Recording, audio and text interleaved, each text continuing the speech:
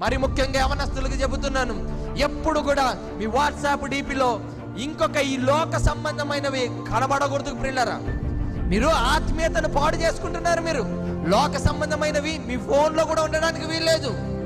మీ ఫోన్లో కానీ, మీ స్టేటస్లో కానీ, మీ ఫేస్బుక్లో కానీ, మీ వాట్సాప్లో కానీ, మీ ఇన్స్టాగ్రామ్లో కానీ ఎందులో కూడా ఉండడానికి వీల్లేదు. ఎందుకంటే పరిశుద్ధత అనే ట్యాగ్ దేవుడు నీకు ఇవ్వాలని అనుకున్నాడు.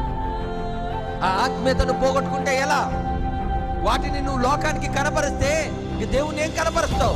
లోకంలో ఉన్నవన్నీ పెట్టుకొని స్టేటస్లుగా పెట్టుకుంటే వాళ్ళు దేవునికి నమస్కారం చేస్తారా చెప్పండి?